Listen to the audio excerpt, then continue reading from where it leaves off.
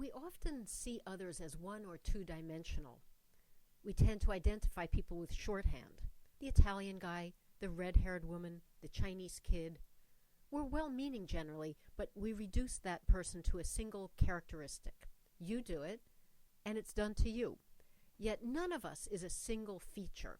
The reality is far more diverse and far more interesting. Each one of us has a unique cultural DNA profile. Every person is composed of hundreds, thousands of components which define yourself. Physical characteristics include age, gender, height, weight, skin tone, hair texture, eye shape and color, musculature, bone structure, disabilities, even the size of your feet. Mental components, whether psychological or neurological, may include memory, curiosity, cognitive capabilities, maybe an aptitude for math or music or art or language, emotional expressiveness, and even your ability to read a map or follow directions.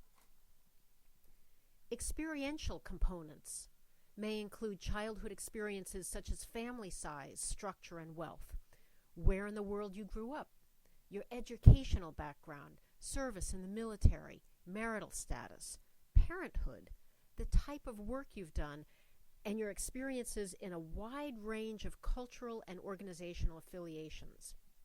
These types of affiliations can include your ethnicity, ancestry, religious connections, political parties, community organizations, even the sports team that you favor. All of these aspects of yourself affect how you perceive the world and how it perceives you. Most importantly, this complex brew impacts on how we each behave and think, as reflected in our different values and beliefs, attitudes, customs, traditions, and what we think is normal. This plays out at work, from whom you befriend, to the type and color of clothes you wear, to how and to whom you demonstrate respect, what role you assign to luck or hard work, to your expectations of a new coworker or your boss, or how you engage in and resolve conflict with a coworker or customer.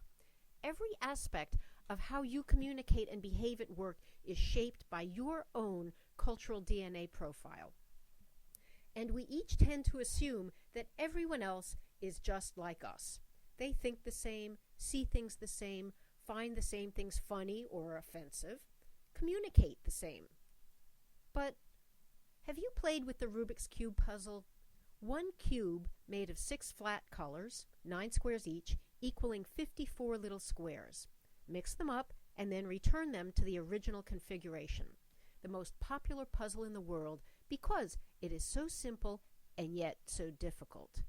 And why so difficult?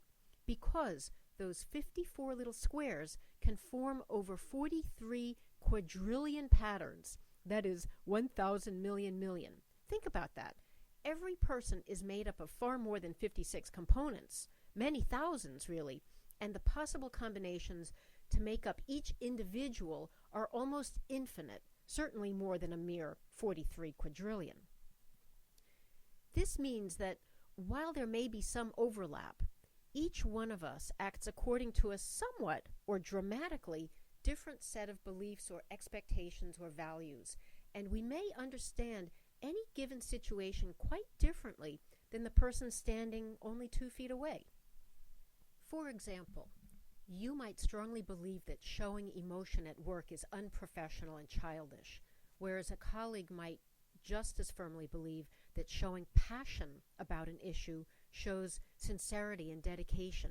So when you two have a disagreement, you think that your colleague is being loud and obnoxious, but your colleague thinks that you are cold, heartless, and don't care about the issue.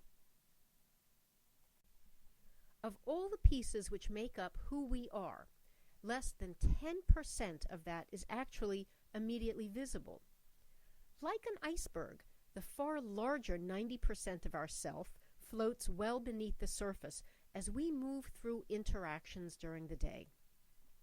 Some components or attributes are easily visible: our age, our gender, our weight, the words we may use. Some attributes are on the waterline, sometimes visible, sometimes not. Sexual orientation, race, disabilities, religion.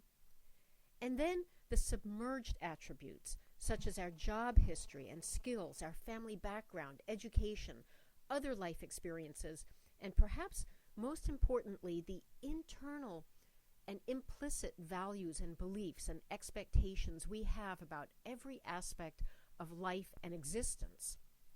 These include orientation toward time, how we perceive power, our approach to risk, our reaction to conflict, and how we communicate.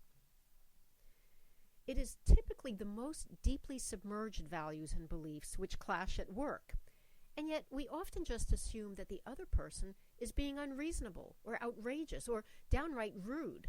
If a new client calls you by your first name, is he being friendly or disrespectful?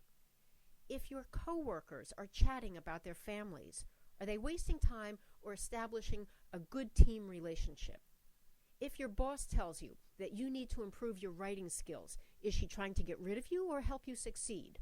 If your office mate complains to management about a small bonus, do you think he's being embarrassingly arrogant, or do you applaud his drive? Do you throw your hands up and say, how can I possibly make sense of these puzzles? Here are 6 simple examples of some submerged attributes which will help you piece together and better understand the picture of your own cultural diversity DNA and that of the people you work with. Enjoy, or as my daughter might say, buon appetito.